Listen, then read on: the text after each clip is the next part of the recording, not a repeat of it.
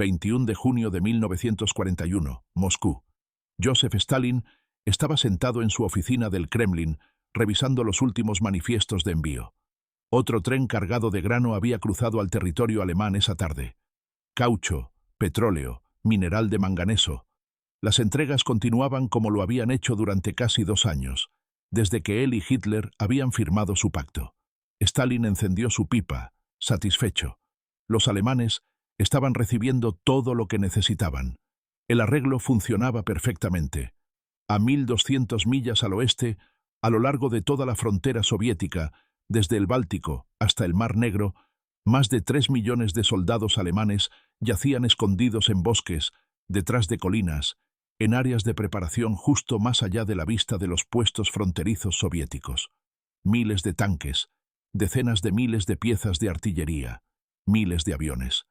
La fuerza de invasión más grande jamás reunida en la historia humana, enrollada y lista para atacar. Y en Moscú, Stalin estaba revisando envíos de grano.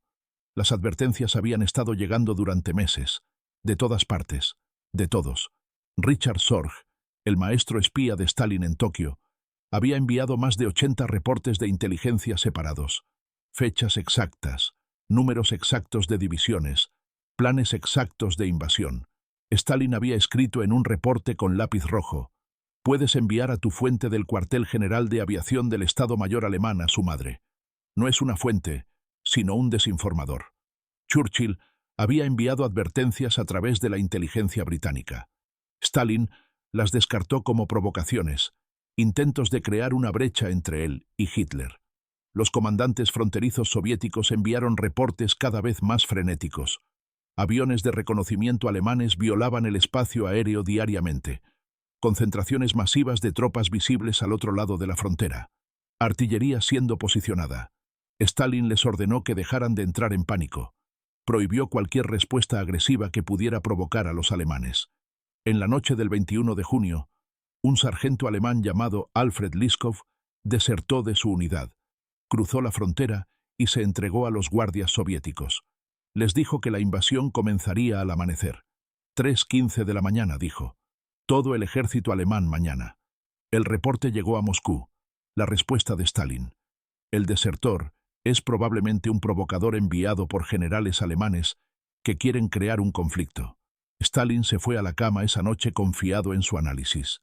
Sí, había tensiones con Alemania. Sí, Hitler podría hacer demandas. Quizás quería más territorio, más recursos. Pero Hitler era un actor racional. Todavía estaba luchando contra Gran Bretaña. No sería tan tonto como para abrir un segundo frente. El pacto se mantendría. Tenía que mantenerse. Stalin había construido toda su estrategia alrededor de él. A las 3:15 de la mañana del 22 de junio de 1941, la artillería alemana abrió fuego. Lo largo de un frente de 1.800 millas, miles de cañones dispararon simultáneamente. El sonido podía escucharse a 50 millas de distancia. El suelo tembló. El cielo se iluminó con destellos naranjas que convirtieron la noche en un día parpadeante. Durante 30 minutos continuó el bombardeo. Luego los cañones cayeron en silencio, y 3 millones de hombres comenzaron a avanzar. Los bombarderos alemanes atacaron 66 aeródromos soviéticos en las primeras horas. Los aviones soviéticos, ordenadamente alineados ala con ala en el suelo como si fuera un desfile, fueron destruidos donde estaban. Al mediodía, la Fuerza Aérea Soviética en los distritos occidentales había dejado efectivamente de existir. 1.200 aviones destruidos, la mayoría sin siquiera despegar. El teléfono en el apartamento de Stalin en el Kremlin sonó a las 4 de la mañana. El comisario de defensa Semyon Timoshenko y el jefe de Estado Mayor, Georgi Zhukov, estaban en la línea. Los alemanes habían cruzado la frontera. Múltiples reportes, bombardeo de artillería, fuerzas terrestres avanzando, ataques aéreos golpeando ciudades. Esto no era una provocación. Esto era guerra. Las primeras palabras de Stalin: ¿están seguros de que esto no es una provocación de algunos generales alemanes? Zhukov, tratando de mantener su voz firme, repitió los reportes. La escala, el alcance. Toda la frontera estaba bajo ataque. Las ciudades estaban siendo bombardeadas. Esta era la invasión. Stalin no dijo nada durante varios segundos. Luego, piénsenlo bien, colgó. Durante la siguiente hora, mientras los tanques alemanes avanzaban más profundamente en territorio soviético, mientras las unidades soviéticas eran superadas, mientras las comunicaciones se descomponían y el caos se extendía, Stalin intentó comunicarse con la embajada alemana. Quería hablar con el embajador von Schulenburg. Seguramente había habido un error. Seguramente Hitler no sabía. Esto debía ser acción no autorizada por generales de la Wehrmacht. La embajada no respondió. A las 5:30 de la mañana, von Schulenburg fue conducido para ver a Molotov, el ministro de Asuntos Exteriores de Stalin. El embajador, luciendo incómodo, leyó de una declaración preparada. Alemania estaba actuando en defensa propia contra los preparativos soviéticos para atacar. El Reich ya no podía tolerar la amenaza. Ahora existía un estado de guerra. Molotov escuchó, su rostro sin expresión. Cuando el embajador terminó, Molotov habló en voz baja. ¿Creen que merecíamos esto? El embajador no tuvo respuesta. Stalin llegó a su oficina del Kremlin a las 5:45. Su círculo íntimo ya estaba allí. Molotov, Beria, Malenkov, Timoshenko, Chukov. Se pusieron de pie cuando entró. Stalin caminó hacia su escritorio, se sentó y miró fijamente los mapas que se extendían ante él, flechas rojas mostrando penetraciones alemanas. Ya las flechas estaban profundas. ¿Cuáles son nuestras órdenes?, preguntó Timoshenko. Stalin parecía incapaz de concentrarse. Seguía volviendo a las mismas preguntas. ¿Era realmente esta la decisión de Hitler? ¿Podría ser una provocación? ¿Deberían evitar una respuesta a gran escala en caso de que esto fuera un malentendido? Zhukov, apenas controlando su frustración, explicó de nuevo. La escala del ataque dejaba claro que esto estaba planeado. Esta era la invasión sobre la que habían sido advertidos. La invasión que Stalin se había negado a creer que vendría. Para el mediodía, la situación era catastrófica. Las fuerzas alemanas habían penetrado 10, 20, 30 millas en algunos sectores. Las comunicaciones soviéticas estaban colapsando. Las unidades estaban siendo rodeadas.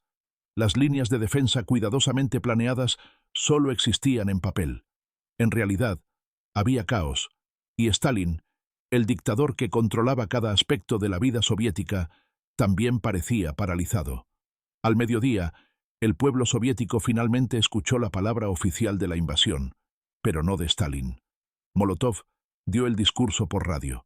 Su voz, usualmente tan fría y burocrática, llevaba un tono de emoción. Hoy, a las 4:00 de la mañana, sin ninguna declaración de guerra y sin ningún reclamo hecho a la Unión Soviética, las tropas alemanas atacaron nuestro país. Detalló las violaciones fronterizas, el bombardeo de ciudades, la agresión no provocada. Luego vino la línea que resonaría a través de la historia soviética. Nuestra causa es justa. El enemigo será derrotado. La victoria será nuestra. Pero, ¿dónde estaba Stalin? El pueblo soviético esperaba escuchar a su líder, el hombre que había moldeado su nación durante más de una década, que exigía lealtad absoluta, que se presentaba como el padre del Estado soviético. ¿Dónde estaba ahora cuando la nación necesitaba escuchar su voz? Stalin permaneció en silencio. En su oficina, continuó recibiendo reportes, cada uno peor que el anterior. Los alemanes estaban avanzando en múltiples frentes. Minsk estaba amenazada. Los estados bálticos estaban siendo invadidos. El frente sudoccidental estaba en caos. La Luftwaffe dominaba los cielos. Las bajas soviéticas estaban aumentando a decenas de miles. Las respuestas de Stalin se volvieron cada vez más erráticas. Emitió órdenes, luego las anuló. Exigió contraataques, luego prohibió la acción agresiva. Llamó a comandantes, los reprendió por retirarse, luego pareció incapaz de dar una dirección clara. Quienes lo rodeaban observaban con creciente preocupación. Este no era el Stalin que conocían. El 28 de junio, 6 días después de la invasión, la situación alcanzó un punto de quiebre. Minsk había caído. El frente occidental estaba colapsando.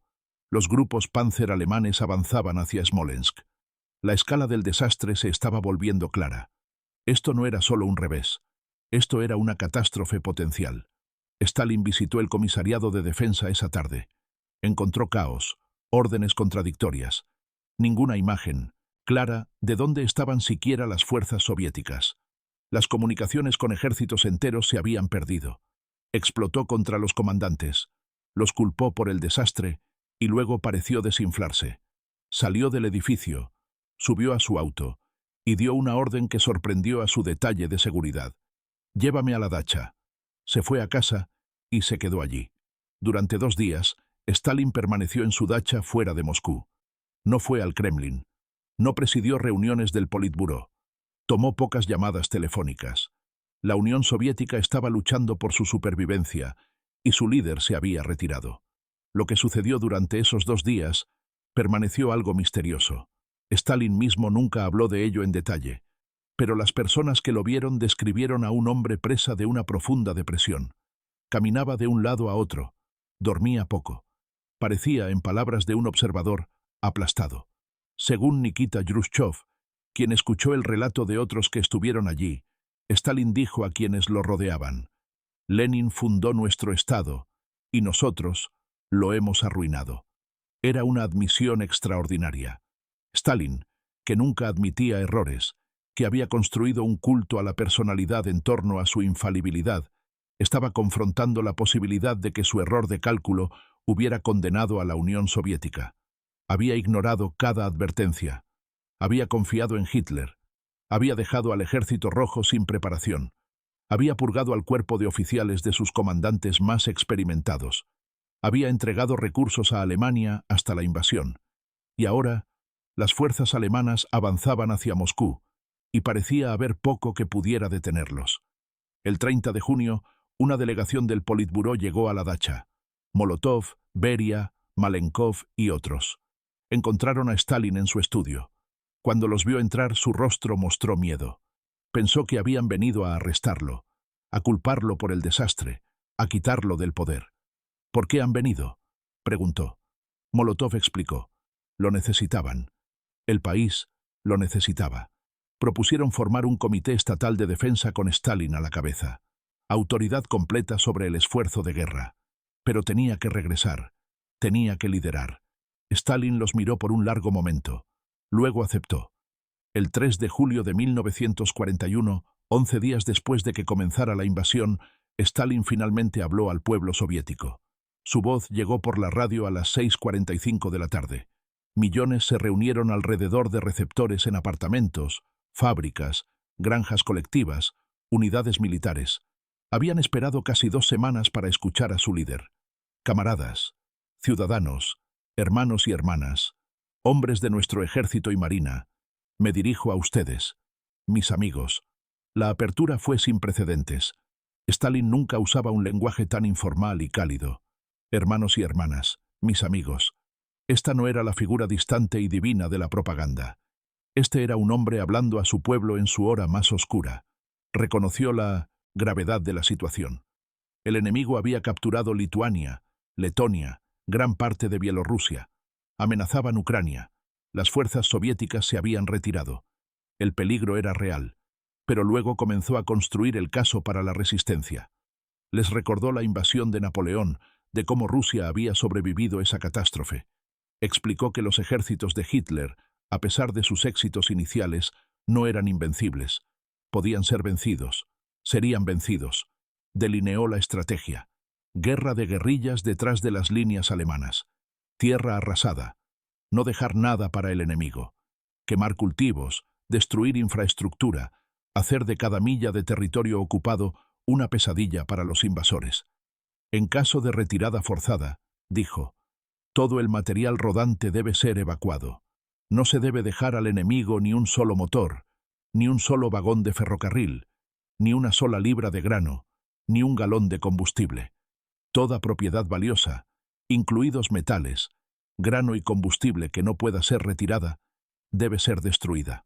Llamó a las fábricas a cambiar a producción de guerra, a los civiles a cavar fosos antitanque, construir fortificaciones, a cada persona capaz a contribuir a la defensa, y enmarcó la guerra en términos que resonarían. Esto no se trataba solo del comunismo o del sistema soviético, se trataba de la supervivencia del pueblo ruso, de todos los pueblos soviéticos. Esta era la Gran Guerra Patriótica, haciendo eco de la Guerra Patriótica contra Napoleón. El asunto es si los pueblos de la Unión Soviética permanecerán libres o caerán en la esclavitud, dijo.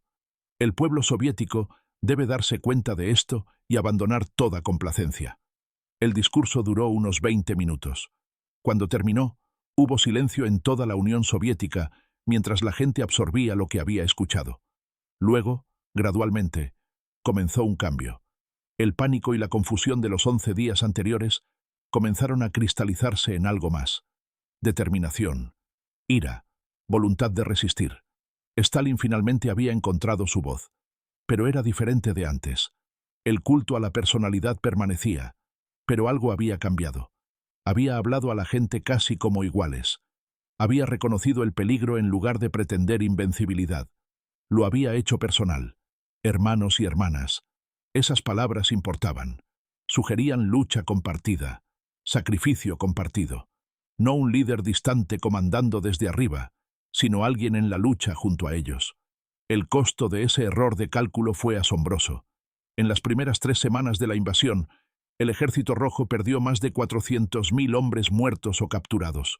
Miles de tanques y aviones, ejércitos enteros rodeados y destruidos. Para diciembre de 1941, cuando el avance alemán finalmente se detuvo antes de Moscú, las bajas soviéticas se contaban por millones. Los territorios ocupados contenían más de 60 millones de personas. El corazón industrial de Ucrania se perdió. Leningrado estaba bajo asedio. La Unión Soviética sobrevivió, pero apenas. Y solo porque llegó el invierno ruso, porque la logística alemana colapsó, porque Hitler cometió sus propios errores estratégicos y porque el pueblo soviético luchó con valentía desesperada. Esos 11 días de silencio hablaban volúmenes. El hombre que exigía control absoluto, que nunca admitía errores, había sido confrontado con las consecuencias de su mayor error. Y durante 11 días no pudo enfrentar a su pueblo. Cuando finalmente habló, usó palabras que nunca había usado antes. Hermanos y hermanas, mis amigos. Palabras que reconocían humanidad compartida, peligro compartido, responsabilidad compartida. Era lo más cercano que Stalin llegó a una disculpa. ¿Qué dijo Stalin cuando Hitler rompió su pacto e invadió Rusia? Durante 11 días no dijo nada. Y en ese silencio, la Unión Soviética casi murió. Cuando finalmente habló, dijo, hermanos y hermanas.